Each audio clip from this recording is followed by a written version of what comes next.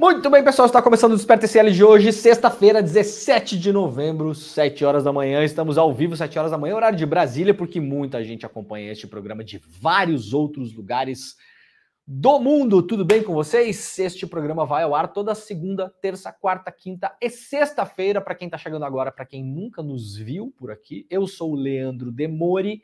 Este é o ICL Notícias e este é o Desperta ICL, o que fazemos aqui toda manhã, Pedro Falcão. A gente lê notícia, né? Mas a gente lê notícia não igual aquele aparelhinho que você tem na sua casa que você pede para ler as notícias do dia, né? A gente dá aqui todos os dias o texto e o contexto das notícias. Então, muito obrigado. Seja bem-vinda, seja bem-vindo. Muito obrigado a todo mundo que já está por aí nas nossas redes sociais. Este programa é transmitido em várias redes sociais ao mesmo tempo, né? Estamos com uma audiência muito legal na manhã aqui, sempre, ou somos líder, ou estamos em segundo, e quando a gente está em terceiro, a gente já fica bravo, tá? Então, isso estou falando assim, YouTube Brasil, tá, gente? Ao vivo, YouTube Brasil, a gente está assim, ó, lá em cima, detonando sempre, né? Muito obrigado a todo mundo que ajuda a espalhar este programa também. Então, se você está chegando por aí, deixa seu like, ative o sininho e, por favor, faça aquilo que eu peço todas as manhãs. Compartilhe este programa para que a gente possa chegar cada vez mais longe na vida das pessoas. Compartilhe com as pessoas que você gosta, com as pessoas que você ama, com as pessoas que você preza, mas também pode mandar para o tio Bolsominion, né, o Pedro Falcão? Manda lá para o tio Bolsominion ficar bem brabo com você, né? Aí, quando ele começar a responder, encher o seu saco, você não responda, por gentileza, né? Muito obrigado também a quem nos acompanha na TV Quirimurê, TV aberta em Salvador e Grande Salvador, na TVT São Paulo, capital e grande região metropolitana, né? Duas TVs abertas, você também pode nos acompanhar, então, pela televisão. E também, muito bom dia, muito obrigado pela audiência para quem está nos ouvindo na Rádio Brasil Atual, o bom e velho radinho, porque este programa, sim, também é um programa radiofônico, né, Pedro Falcão? Eu estou eufórico, sabe por quê, Pedro Falcão? Sabe por quê? Primeiro, porque é sexta-feira, né? Então, amanhã ninguém vai trabalhar, né? Quer dizer, você vai trabalhar. Eu vou trabalhar. Pedro Falcão vai trabalhar. Pedro Falcão, aliás, a gente está tentando preparar uma surpresa no final do ano aqui.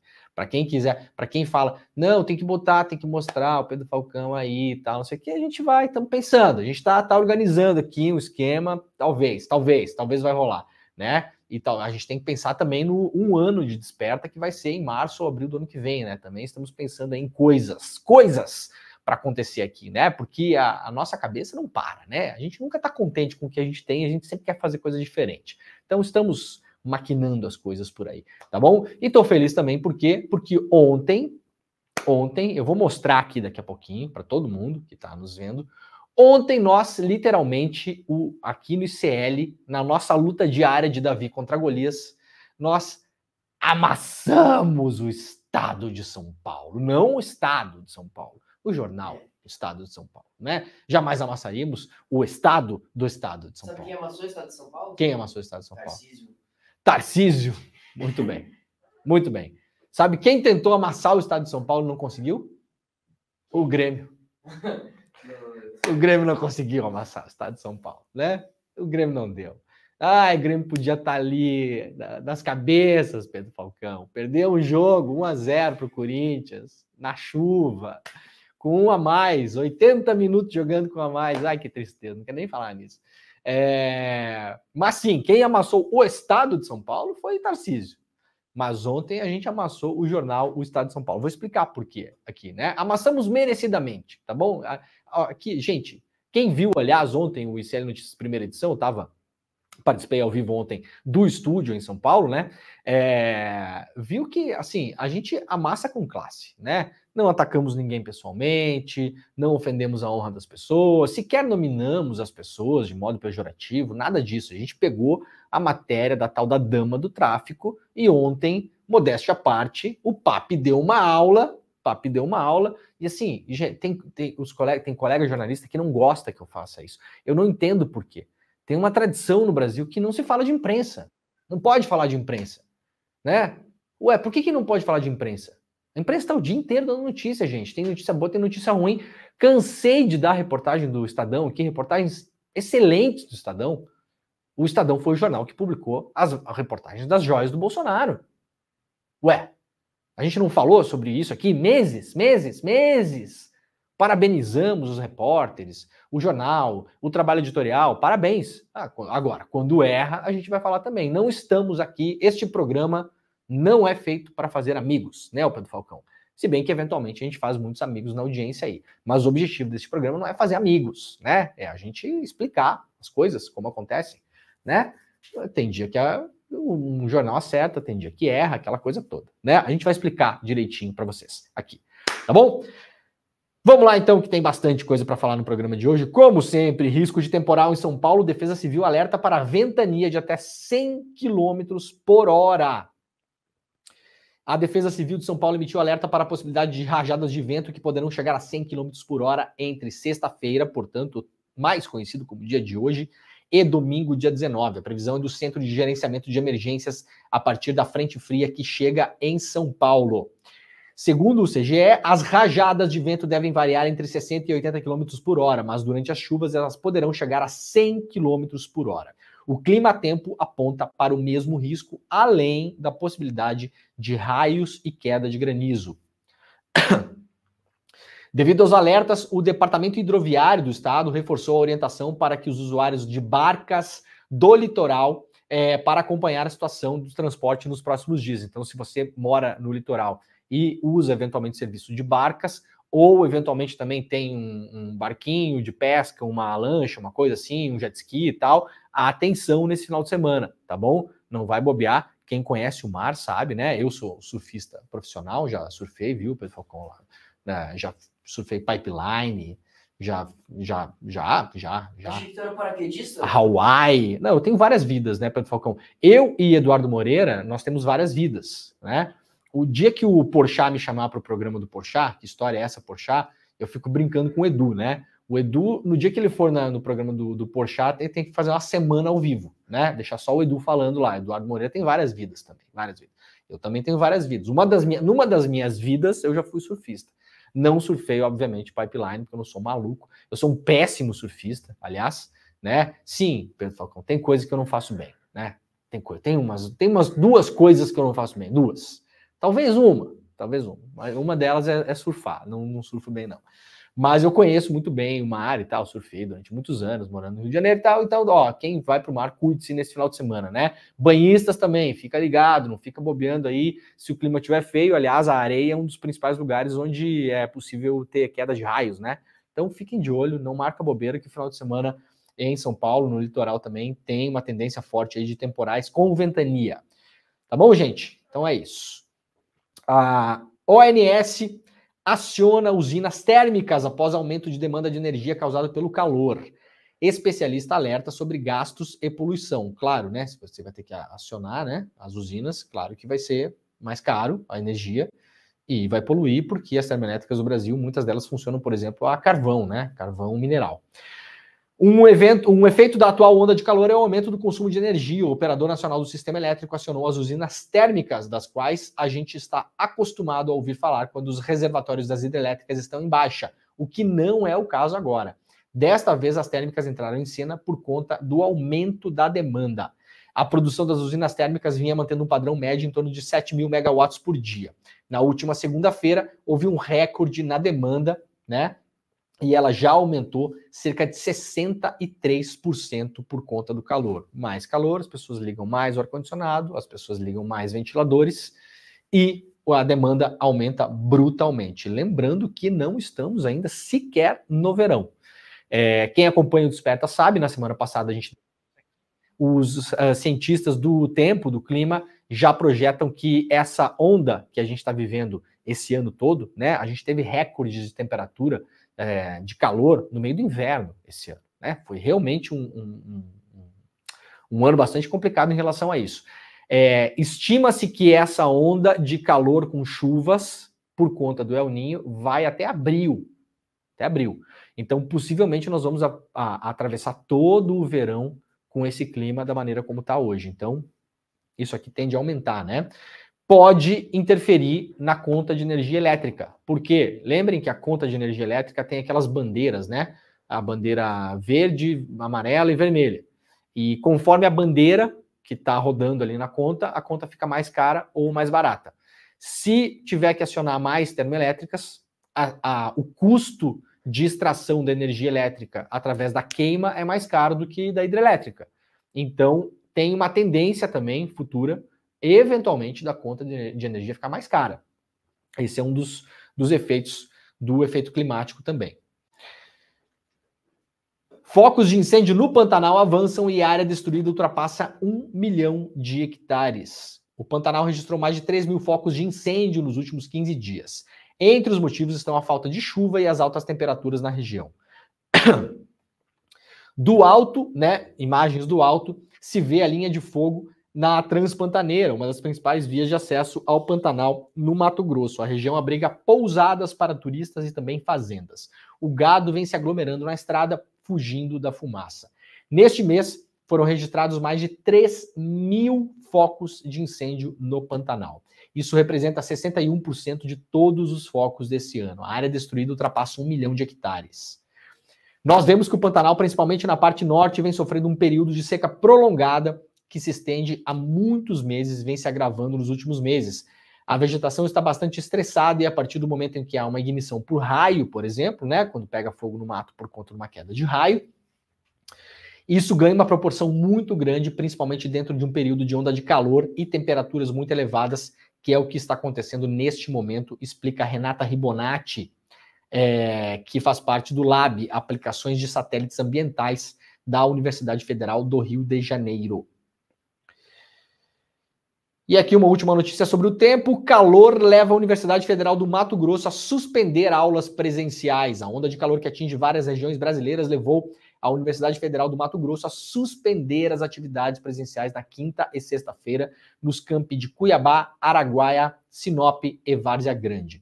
Segundo a direção da universidade, a decisão visa preservar a saúde e o bem-estar dos alunos, professores e funcionários e foi baseada em dados científicos.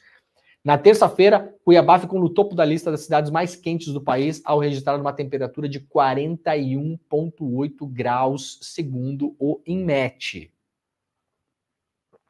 Então, de novo, eu venho falando sobre isso quase todos os dias aqui.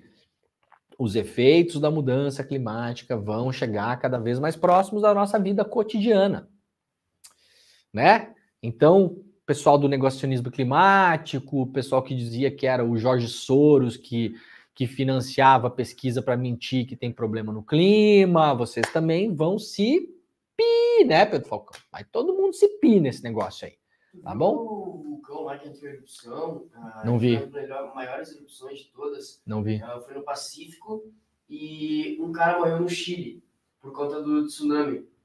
Caraca.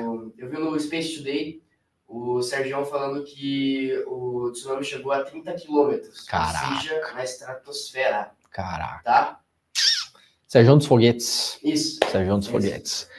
Vai chegar, cara, vai chegar, né? Aqui, mês passado a gente leu notícia aqui, eu tô toda hora lendo notícia aqui. Acho que é o único programa do Brasil que dedica quase todos os dias aqui a falar em emergência climática. Sério mesmo. Eu não lembro de outro que tem, assim, fora os programas especializados, claro, mas digamos assim, de notícia geral, a gente tá todo dia falando aqui. Já falei de produtor de laranja que vai ficar sem ver laranja no pé esse ano. Por quê? Porque teve a floração dos laranjais no meio do inverno. E depois esfriou de novo, as florezinhas pequenininhas da laranjeira, para quem já viu, né, uma florzinha desse tamanho, caíram. E aí, vai florescer de novo? Não vai florescer de novo? Gente, vai desequilibrar tudo. Vai desequilibrar tudo, sabe? Não vai ter aula na universidade, porque tá muito quente. Falei esse ano, inclusive, aqui, eu mostrei uma foto de trabalhadores em Phoenix, no Arizona, nos Estados Unidos. No meio do dia, trabalhadores que trabalham no sol, né, que estão lá construindo uma estrada, arrumando um canteiro, enfim, pessoas que trabalham no sol. As empresas nos Estados Unidos estavam estacionando ônibus para que os funcionários pudessem entrar nos ônibus e passar quase metade do dia dentro do ônibus para ficar no ar-condicionado, porque era insalubre ficar fora do ar-condicionado. E aí, vai interferir em todo mundo. Você achava que a estrada lá perto da sua casa ia ficar pronta no mês que vem? Não vai. Opa, caímos aqui. Ah, esqueci de botar o carregador aqui. Ô, Pedrinho, bora, vem cá. Me alcança um fiozinho aqui, ó. Senão esse negócio vai cair de novo. Aê, garoto, obrigado. Então, a coisa vai chegar em todo mundo, gente. Não é, né? Cara, a pessoa achou que não ia dar problema, né? A pessoa ficava falando, emergência climática, tá bom, vai fazer um negócio lá não sei aonde, na China, vai ter um tsunami não sei aonde, tá chegando, entendeu? Tá chegando, infelizmente tá chegando. Olha, galera, notícia muito importante hoje, fiquei muito feliz ontem, a Maria Tereza Capra entrou em contato comigo para me dar essa notícia. Eu soube da notícia antes de ser publicada na imprensa e agora está publicada, devidamente publicada na imprensa. Vocês lembram da manifestação que teve na frente do 14º Regimento de Cavalaria Mecanizada na cidade de São Miguel do Oeste, no ano passado, no dia de finados, né? De pessoas na frente do QG do Exército, na frente de um tanque de guerra, na verdade, eu conheço muito bem a região, nasci e me criei lá, na frente do portão ali do Exército lá tem um tanque, né, estacionado lá, se eu não me engano é um cascavel, um tanque cascavel, e as pessoas, naquela imagem que nós vimos, estava todo mundo fazendo o sinalzinho aquele, né, o pessoal disse que estava rezando, né, estava todo mundo assim rezando, tá, fazendo o sinalzinho aquele. E aí muitas pessoas apontaram que aquilo era muito semelhante a um gesto nazista, né? Por quê? Há um contexto na história, obviamente. Era por acaso era a imagem da Madre Teresa de Calcutá fazendo? Se você visse a Madre Teresa de Calcutá fazendo um gesto assim, você ia achar que é um gesto nazista? Não, né? Obviamente não.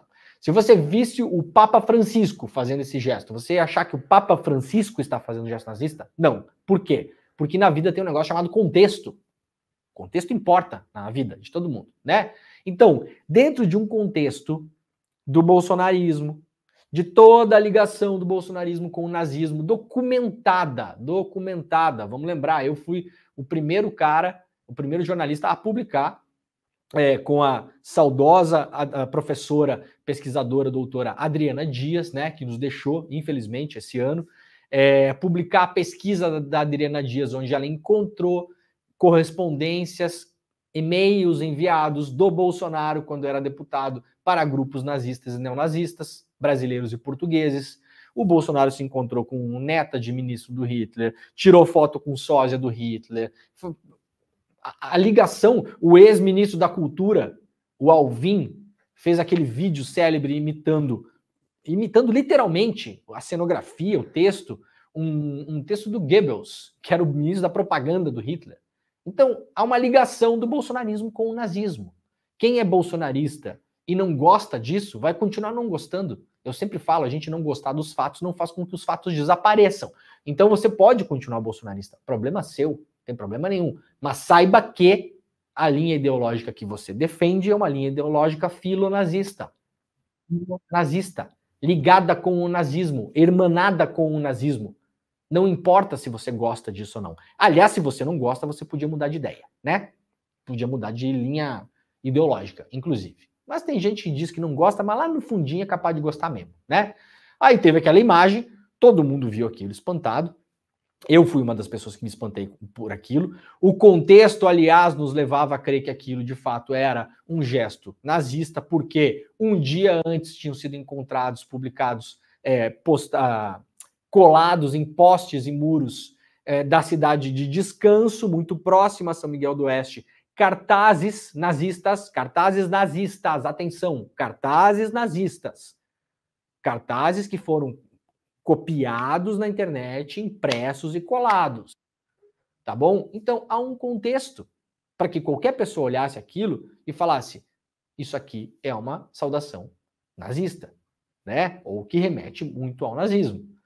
A vereadora da cidade de São Miguel do Oeste, a Maria Tereza Capra, foi uma das pessoas que se levantou em relação a isso. Inclusive, única vereadora de esquerda da Câmara Municipal de Vereadores, né? E agora, o TJ de Santa Catarina restitui o mandato da vereadora cassada por criticar o gesto nazista. A 5ª Câmara do Direito Penal, do Direito Público do Tribunal de Justiça de Santa Catarina, suspendeu ontem o ato da Câmara Municipal de Vereadores que cassou o mandato da vereadora Maria Tereza Zanella Capra após ela criticar gesto nazista feito por bolsonaristas em manifestação. A decisão também determina que a vereadora retorne ao cargo com o pagamento dos vencimentos atrasados até que o mérito do caso seja analisado. Venceu a divergência aberta pelo desembargador Wilson Fontana, que foi acompanhado por Arthur Geniken Filho. A relatora Denise de Souza Luiz Frankowski ficou vencida. Capra teve o mandato cassado em 4 de fevereiro por quebra de decoro parlamentar após repudiar um gesto feito por bolsonaristas em frente ao 14º Regimento de Cavalaria Mecanizada. Tá errado aqui, não é mecanizado. Base do Exército de São Miguel do Oeste. Na ocasião, os bolsonaristas fizeram um gesto com o braço e a mão estendida para frente enquanto cantavam o hino nacional. Capra foi cassada sob o argumento de usar as redes sociais para propagar notícias falsas e atribuir aos cidadãos de Santa Catarina e o município de São Miguel do Oeste o crime de fazer saudação nazista e de ser berço de célula nazista. Em março, ela acionou a justiça. O Tribunal de Santa Catarina dá uma decisão paradigmática. Temos que dar um basta nessa coisa das câmaras de vereadores por terem maioria, acharem que podem caçar quem quiserem, disse aqui o jurista Lênio Streck, que participou também da defesa, né? Então, é isso. Tá bom? Detalhe, tem vereador de São Miguel do Oeste que está sendo investigado no Supremo Tribunal Federal pelos atos antidemocráticos. Esses ninguém fala em cassação. Curioso, né? Isso não é quebra de decoro. Não. A pessoa está sendo investigada por tentar um golpe de Estado, não é quebra de decoro. Normal, nada para ver aqui, circulando. Agora a Maria Tereza Capra vai voltar, né? Vai descer a escada da novela, né, o Pedro Falcão? Sabe quando a pessoa está no último capítulo da novela, desce a escada, bem devagarinho, câmera lenta, né? Toca uma música. Que música pode tocar, Pedro Falcão? Pode ser essa, será? Carruagem de Fogo? Não? Não sei. Não? Não. Tá bom. Também não precisa tocar música nenhuma, se não quiser, né? Dá um clima, né? Dá um clima, né? Né? Câmera lenta, assim, descendo. Pode ser. Tem gente que não vai engolir, né? Tem gente que não vai engolir. Aliás, me ameaçaram de processo coletivo, porque eu divulguei a imagem na época, sabia, Pedro Falcão? Criaram um grupo na cidade. As pessoas acham que eu não sei das coisas, né? Porque muitas vezes eu não falo, né, o Pedro Falcão? Mas assim, gente, o meu trabalho literalmente, desde 1997, né? Eu nunca lembro direito quando é que eu comecei, se foi 96, 97, eu acho que foi 97. Desde 1997, gente, o meu trabalho, sabe qual que é? É saber das coisas. Tá? Então, quando vocês aí montam grupinho de zap lá em São Miguel, para reunir gente, então assim, eu sei quem tá no grupinho, eu sei o que fala de mim, sei tudo, gente, né? Sei. Meu trabalho é saber, né? Juntaram um grupo grande lá e fazer um processo coletivo contra mim. Não sei se já entraram. No meu íntimo, fico torcendo para que façam.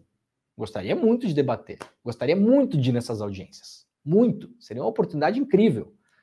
Acho que se desistiram da ideia, né? Acho que alguém de boa consciência demoveu as pessoas de fazerem isso.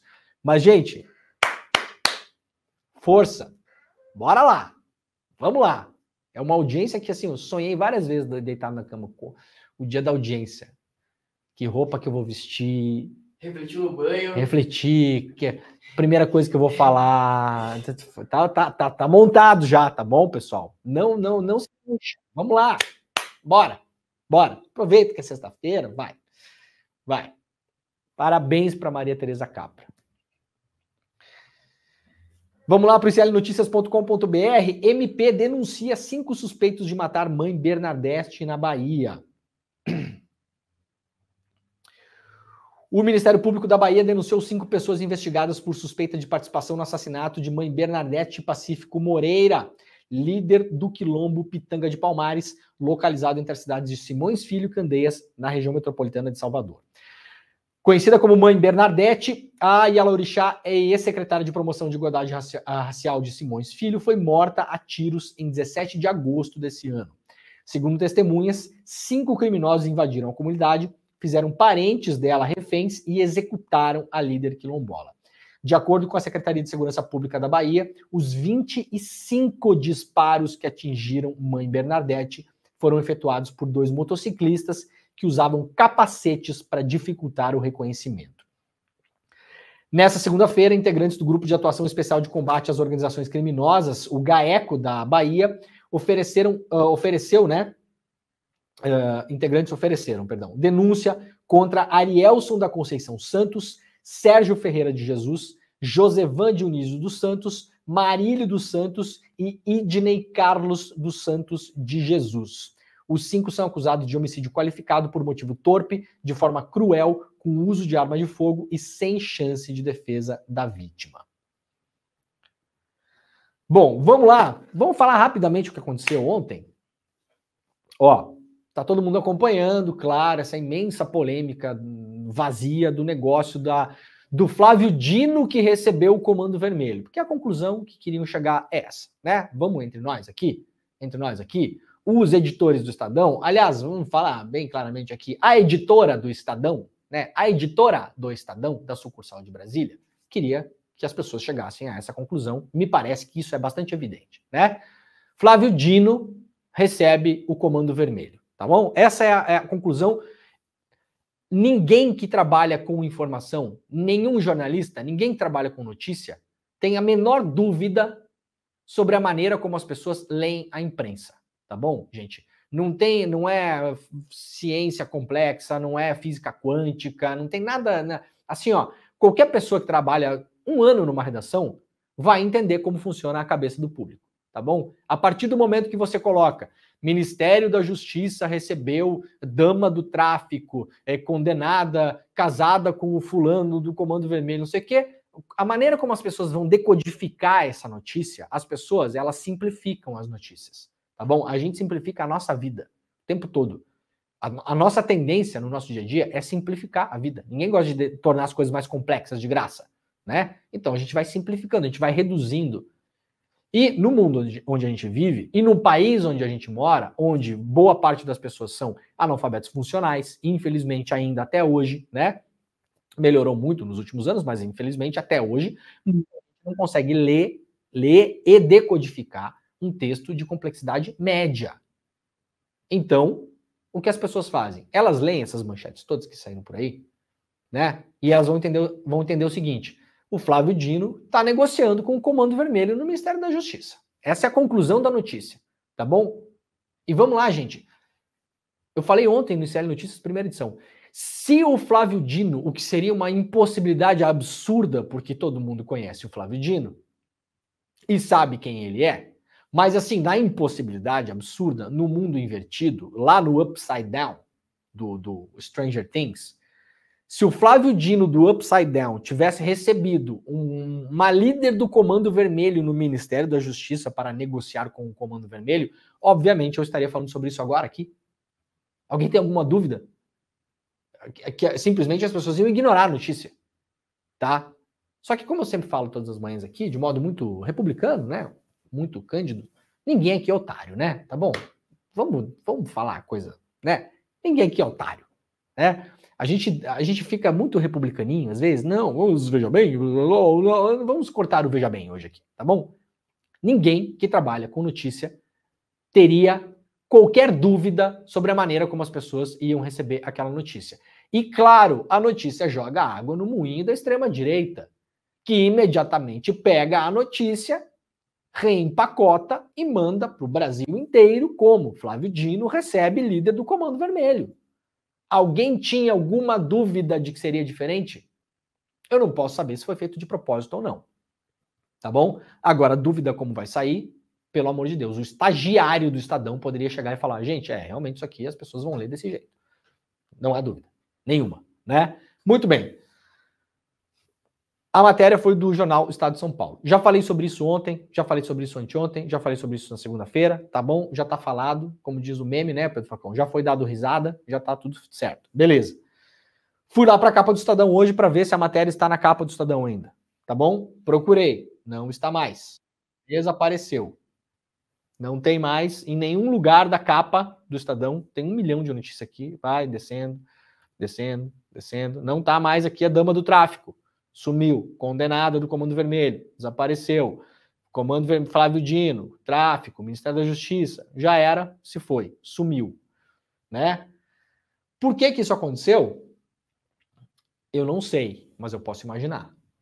Eu posso imaginar por que isso aconteceu. Porque o ICL Notícias, na sua lida diária de Davi contra Golias, ontem, principalmente ontem, né, claro, nós literalmente derrubamos a matéria do Estadão. Acabou a matéria do Estadão.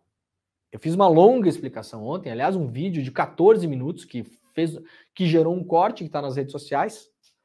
Só no Twitter, pelo que eu vi hoje de manhã, quase 300 mil pessoas já viram, só no Twitter. Só no Twitter. 300 mil pessoas já viram o corte. Eu expliquei por A mais B por que a matéria do Estadão não deveria sequer ter sido publicada. Resumidamente, porque quando visitou o Ministério da Justiça, em março e maio, a tal da dama do tráfico não era condenada a coisíssima nenhuma. Zero coisas. Zero coisas. Nenhuma condenação. Não haveria possibilidade dela ser barrada na tal da reunião, porque ela não tinha nenhuma condenação judicial. Zero. Zero. Pelo contrário, 4 meses antes da visita, ela tinha sido absolvida pela justiça, em primeira instância, por ausência de provas. Muito bem. Fizemos isso. Sumiu a matéria, não tem mais nada aqui, desapareceu, não se fala mais no assunto. Acabou, né? É estranho, posso imaginar que tenha tido algum efeito o trabalho que a gente fez ontem. Posso imaginar? Não, obviamente teve efeito. Teve efeito, inclusive, na cobertura da imprensa no geral, porque vários colegas jornalistas estavam falando a coisa num tom, depois que a gente alertou, né? O tom mudou. Jornalistas excelentes, eu não estou falando que as pessoas erram por 1 milhão de motivos. Ninguém é obrigado a saber tudo, né? E aí fomos lá, o ICL foi lá e ajudou todo mundo a saber a real. De novo, gente, eu vou repetir pela 1000ª vez. Se o Ministério da Justiça tivesse recebido uma pessoa condenada por tráfico e associação ao Comando Vermelho, seria, sim, de fato, um problema. Poderia eventualmente não ser se a coisa fosse muito bem explicada.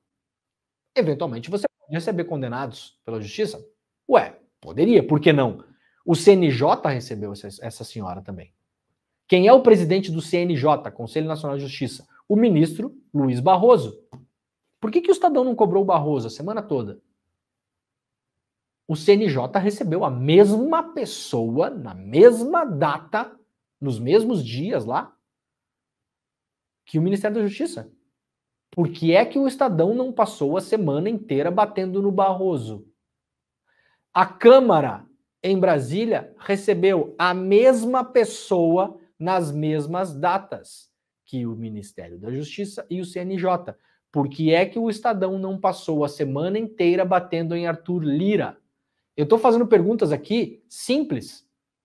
Não me parece que estou ofendendo ninguém, ofendendo a editora do Estadão, ofendendo o repórter. Estou fazendo perguntas simples.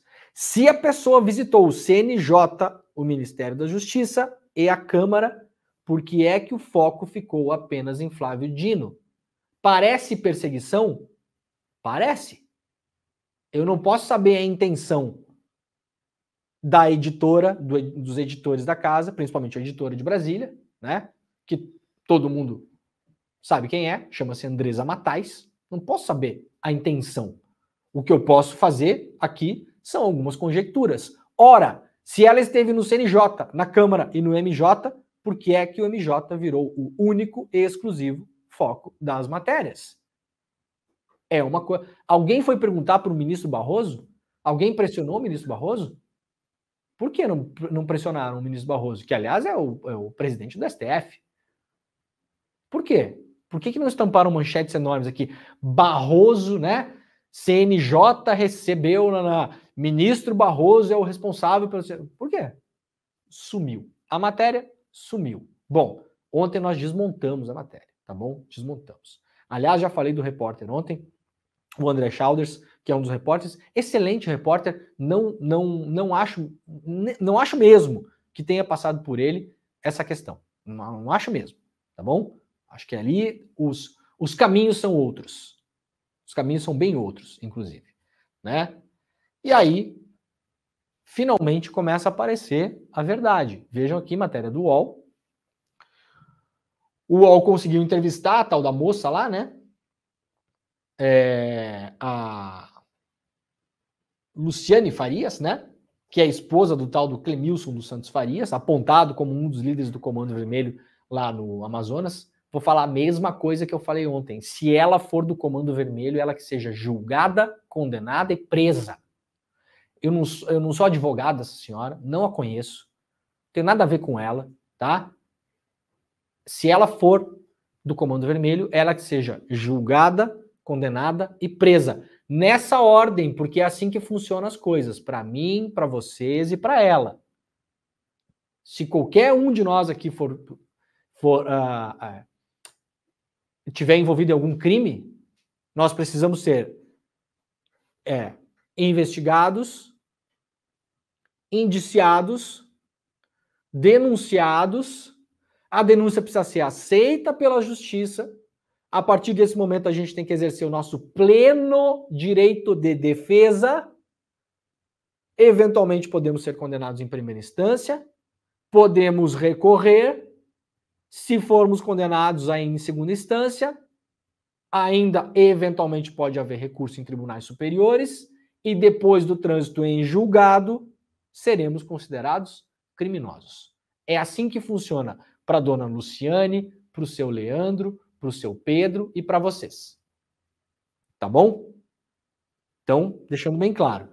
Agora, depois do efeito ICL, isso é de fato um efeito ICL, começa a aparecer lá no meio das matérias a informação de que, na verdade, né, a coisa não é bem assim. Olha aqui, ó. A fulana, essa foi absolvida. Vamos lá aqui levantar. Uma pena que está lá no meio da matéria e que ninguém vai ler, né? Mas a gente vai ler aqui, ó. Em 25 de janeiro de 2022, o casal foi absolvido em primeira instância. Informação crucial, que tinha sido meio, né, deixada de lado. A sentença foi modificada em 8 de outubro desse ano, em segunda instância, que condenou Luciane e Clemilson. E aqui a informação principal. Essa informação aqui teria capacidade para fazer com que a primeira matéria do Estadão não existisse. Ou fosse completamente diferente. Porque o Estadão deu na matéria, o Ministério da Justiça recebeu condenada por associação ao Comando Vermelho. Aqui está a informação lá no UOL. A decisão judicial ocorreu após a visita de Luciane aos eventos de Brasília. Essa foi a informação que nós trouxemos aqui. Nós trouxemos. Agora ela começa a aparecer lá no meio das matérias, né? Tá lá perdida, tá aqui, ó. Né? Eu tive que colocar um escafandro, Pedro Falcão, para mergulhar na notícia aqui, né? Escavar bem. Né? Tive que pegar uma picareta, mas cheguei lá no meio dela, todo sujo, todo cagado, cagado não pode essa hora, né? Não. Todo sujo. A próxima que tu ia falar não podia. Agora foi. Tá lá, apareceu. Apareceu o Margarides. Não é mole, né, o Pedro Falcão? E aí, vamos ver se será que o Estadão tem alguma intenção de fazer uma errata, como se chama, né? Dizer um erramos, corrigir a rota, aquela coisa toda? Não sei publicamente. Agora, ontem, lá no meu Twitter, eu publiquei. Isso aqui é um e-mail que os diretores do Estadão, diretores de redação, de jornalismo do Estadão, mandaram internamente para os funcionários, para os jornalistas, tá? Então, isso aqui é um e-mail reservado à redação do Estadão. Isso aqui não é uma coisa que foi publicada para o público. E aí eu recebi isso de uma fonte anônima, não posso dizer quem é que me mandou, né? Aliás, muito obrigado. Podem continuar me mandando coisas, tá, gente? Manda que o papo gosta. Vamos lá? Caros colegas, dizem os diretores do Estadão aqui para os colegas jornalistas. Esse e-mail foi mandado ontem de manhã às 10h55 da manhã.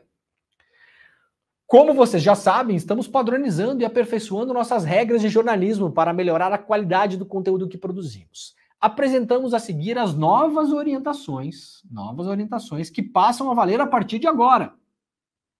Ou seja, antes, atenção às palavras. Antes, essas orientações não valiam. Elas passam a valer a partir de agora. Atribuição de crimes. As reportagens do Estadão não podem imputar crimes a pessoas com base na apuração de outros veículos ou simplesmente em off. Off é quando alguém fala uma coisa para você, mas diz, não publica o meu nome. Estou falando, mas não pode publicar meu nome. Isso é um off, tá? Off the record. Não gravado, é um não gravado, tá? Na maior parte dos casos, não temos como checar a qualidade da apuração dos concorrentes. Se eles erram, erramos também. A mesma coisa com fontes anônimas. Se elas falham, a falha passa a ser nossa. Vamos lá para a segunda página desse negócio aqui. Que eu separei tudo. Para não deixar dúvida. Para não pegarem no meu pé. Vamos lá de novo. Diz aqui, reforçamos que nossos profissionais devem ser extremamente cuidadosos em reportagens que atribuem crimes a pessoas, empresas, entidades. Portanto, a regra geral é: no Estadão, a imputação de crime só pode ser feita com acesso da nossa reportagem ao inquérito sobre o caso. Se não for possível ter a cópia do processo, ao menos uma leitura atenta com a anotação do número do inquérito ou documento equivalente para a nossa segurança. Então essa é a regra que passa a valer no Estadão a partir de agora. Pela comunicação interna, antes não valia. Antes podia imputar crime sem ter acesso ao inquérito. Não, sinceramente, estou pegando no pé? Acho que não, né? A regra passa a valer a partir de agora. Então, pela lógica, essa regra não valia antes, né?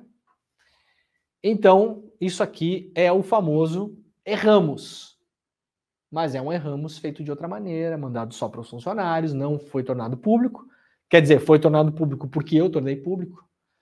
Ai, Leandro, como você é, né? Como você é, né, Leandro? Não tem condições você. Não tem condições você. Vou fazer uma correção aqui, tá? Para os diretores do Estadão. Que não os conheço. E também não importa se eu conheço ou não, né? Esse programa aqui não é feito para fazer amigos. Vamos lá. Isso aqui tá errado, tá? Você não pode, atenção, tem muito jurista, advogado, doutores que nos acompanham aí e vão concordar comigo. Você não pode imputar crime a uma pessoa, empresa ou entidade com base em inquérito.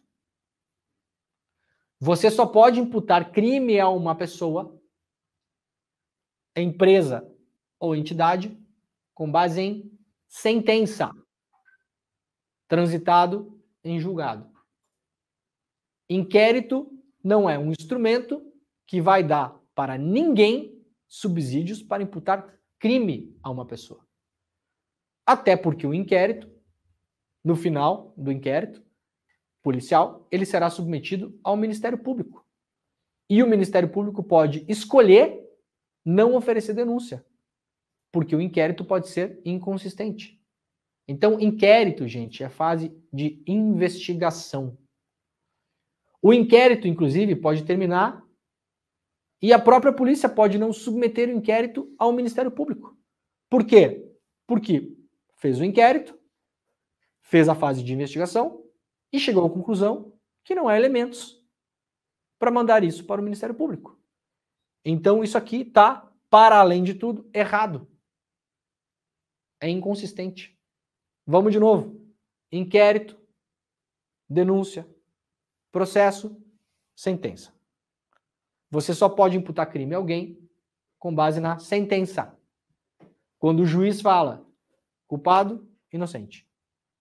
E esperando o trânsito em julgado. Tá? Então, é importante nova regra, porque antes nem isso não tinha, aparentemente, é o que está escrito no e-mail, né? Mas, além de tudo, a nova regra está errada. Eu se divirto.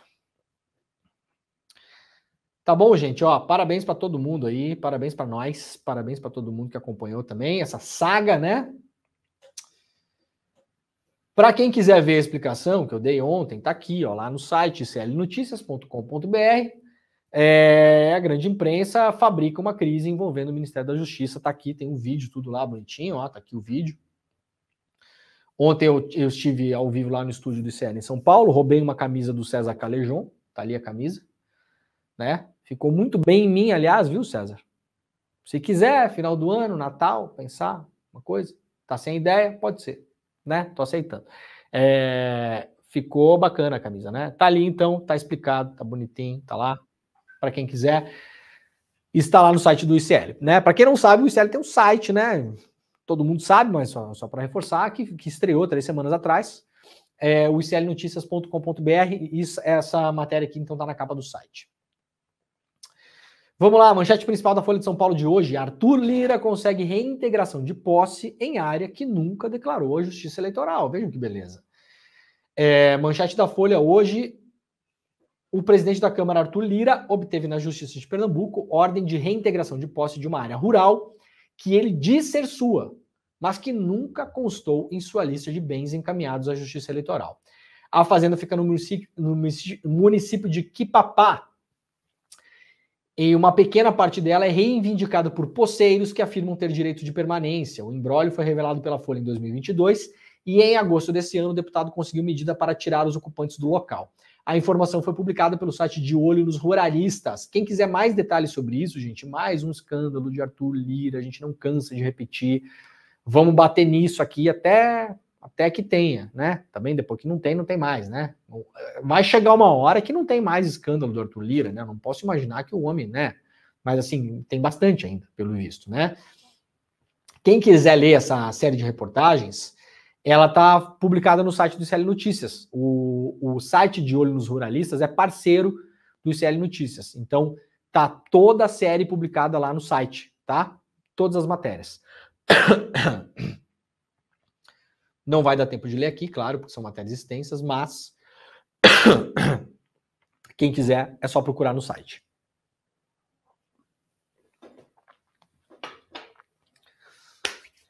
Vamos lá então, ó, notícia bem triste hoje, né, gente? Brasileiros repatriados de Gaza pedem proteção da polícia após ataques xenofóbicos. Matéria assinada pelo Nicolás Satriano, lá no ICL Notícias. Como se não bastasse o sofrimento, o sofrimento de fugir de uma guerra, brasileiros que sobreviveram aos bombardeios na faixa de Gaza e foram repatriados passaram a ser alvos de ataques de ódio no Brasil. Hassan Rabi, de 30 anos, que por ter acessado uma internet mais estável, acabou ganhando notoriedade ao ser entrevistado por meios de comunicação do país, recebeu mais de 200 mensagens xenofóbicas nos últimos 5 dias. Hassan está há somente 3 dias em solo brasileiro. Ele foi um dos 32 brasileiros resgatados pelo governo federal em Gaza. A advogada Thalita Camargo afirmou ao ICL Notícias que pediu ao Ministério dos Direitos Humanos proteção para Hassan e para a família dele. A solicitação, segundo ela, foi feita na manhã da quinta-feira. Até a última atualização da reportagem, o Ministério ainda não havia dado a resposta à petição. Mas quero crer que vai dar um ok, obviamente, né? Mesmo assim, de acordo com a advogada, a proteção ofertada pela pasta não inclui, por exemplo, escolta policial. Outra necessidade indicada pela representante é suporte psicológico para a família. A advogada também disse que está montando uma equipe com outros juristas que vão reunir provas e tentar, junto ao Ministério Público de São Paulo, a abertura de procedimentos cíveis e criminais para amparar Hassan. De acordo com a advogada, podem ser atribuídos aos agressores os seguintes crimes: injúria racial, calúnia e também difamação. Nisso a imprensa também, de novo, né? É inacreditável, assim. Pegaram 3 posts que o Hassan postou lá em 2015, sei lá eu onde, quando tinha um monte de bomba caindo na cabeça das pessoas na cidade onde ele morava. O Hassan nasceu em Gaza. Aí o Hassan foi lá no Facebook e postou, tem que fazer não sei o que mesmo, tem que tacar fogo em ônibus, não tem que não sei o que. Foi lá no momento de raiva, postou, né? Eu queria ver vocês que ficam publicando essas matérias, caçando picuinha. O cara acabou de sair de um lugar onde 11.500 pessoas foram assassinadas. Vizinho dele, primo dele morreu, tia dele morreu, a mãe do Hassan, a mãe desse cara, a mãe do Hassan, tá aqui ele, ó, pra gente humanizar as pessoas. A mãe desse cara aqui tá em Gaza, até agora. As duas irmãs dele estão em Gaza. Até agora, a mãe dele é uma idosa. A senhora. As duas irmãs dele estão em Gaza até agora. Para quem não sabe, Gaza segue sendo bombardeada, tá? E aí você gastar tempo para lá pegar o que o cara postou no Twitter em 2015 para de novo, vou falar a mesma coisa, jogar água no moinho da extrema direita. Gente, tudo no mundo tem consequência. Tem jornalista que se acha tão neutro, se acha tão neutral, né? Tão asséptico, tão limpinho, tão bonitinho, que pode publicar qualquer coisa e o que acontece a partir daquilo não é problema do jornalista. Ora, é assim. Ora, me desculpa, mas é assim, tá bom? Você tem 24 horas no seu dia. Usa um pedaço para dormir, um pedaço para comer, um pedaço para jogar videogame, um pedaço para brincar com seu filho, e o resto usa para trabalhar. O tempo que você usa para trabalhar, você escolhe como vai usar. Então pode escolher ir lá fazer uma matéria sobre uma coisa importante ou pode escolher ficar chafurdando no Facebook de um cara que acabou de fugir da morte, acabou de escapar de ser morto, ele e essas pessoas estavam aqui, numa dos piores massacres que a gente já viu, que está acontecendo em Gaza nesse momento. Uma pessoa vai fazer o quê? Ah, vamos lá cavocar o Facebook do cara para dar munição pro Nicolas Ferreira falar do Hassan. Vamos lá, claro. Claro, eu me formei para isso. Não, vou usar o meu diploma para isso. É dose, né, gente?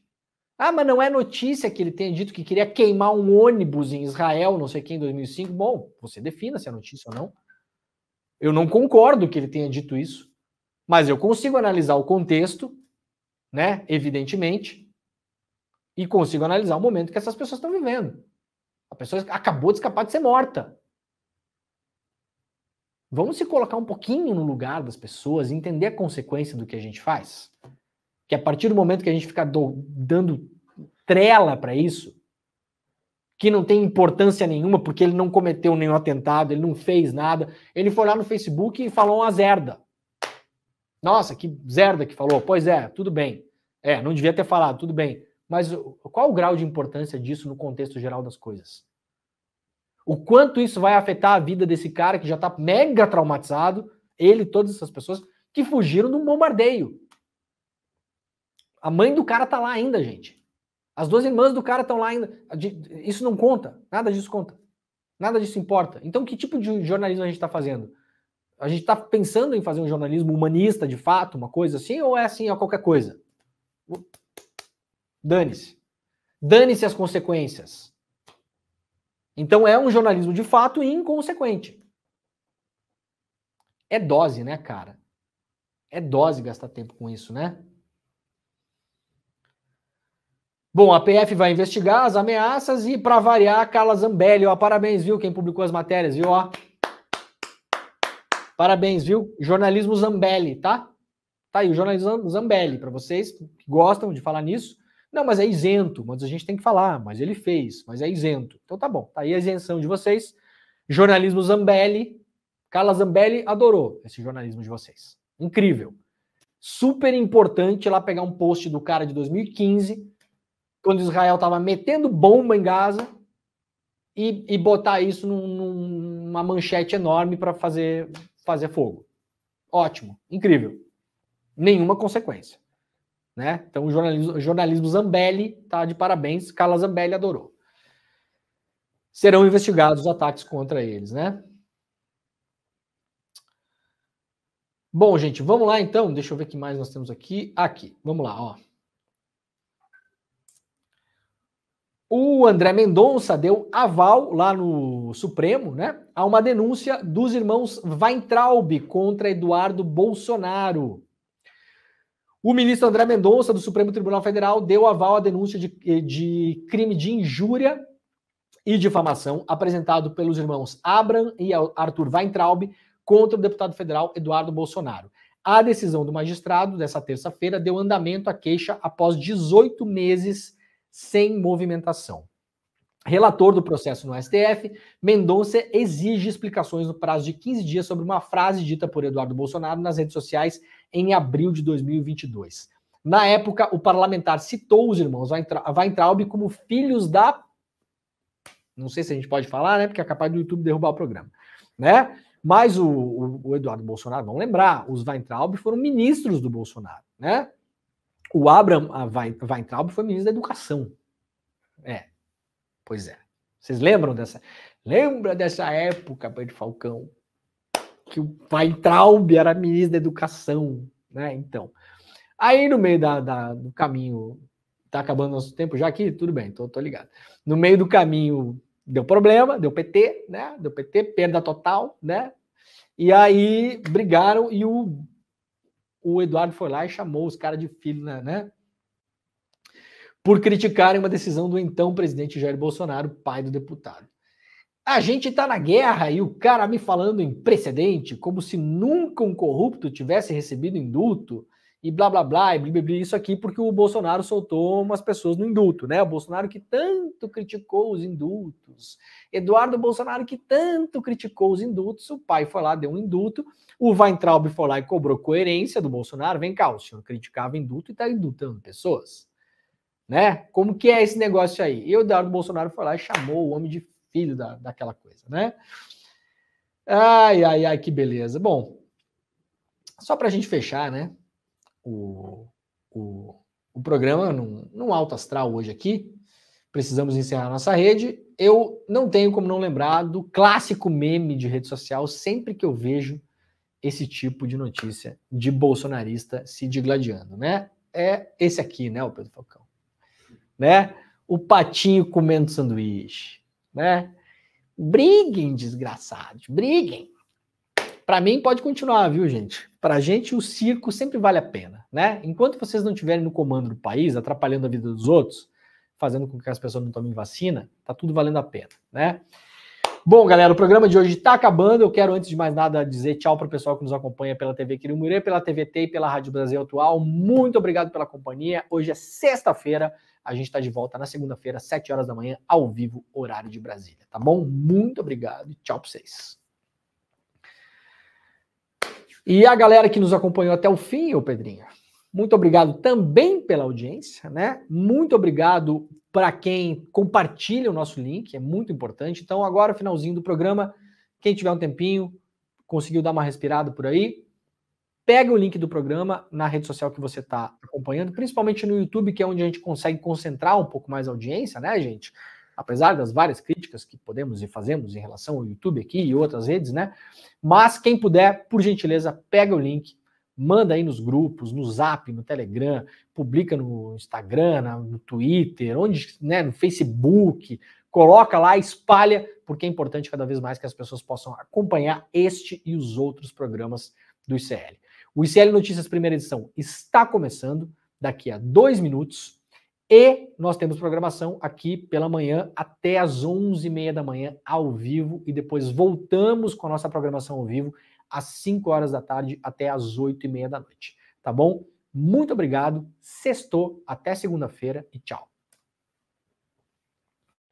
Fala, turma, que sucesso foi o lançamento do primeiro documentário original ICL, De Quanta Terra Precisa o Homem, o documentário que revela a verdade sobre o MST, o maior movimento social do mundo. Dezenas de milhares de pessoas assistiram ao encontro, ouviram um debate de altíssimo nível, com a presença do João Pedro Stedley, coordenador nacional do MST, e vários outros nomes incríveis, e saíram de lá, com certeza, com uma outra visão sobre o movimento, mas principalmente uma outra visão sobre o conflito no campo no Brasil. Se você perdeu esse debate, que inclusive trouxe vários trechos do filme de uma maneira inédita, a gente resolveu permitir que o replay fosse liberado por alguns dias para você poder assistir. Então clica agora no link que vai estar aqui e assiste a esse replay enquanto ele ainda está no ar, porque ele vai ficar no ar por bem pouco tempo para as pessoas que estavam inscritas e perderam essa oportunidade. E para você também, que soube disso agora. Não perde essa chance, não. É um tema muito importante e foi um encontro histórico. Conto com a presença de vocês. Um abraço.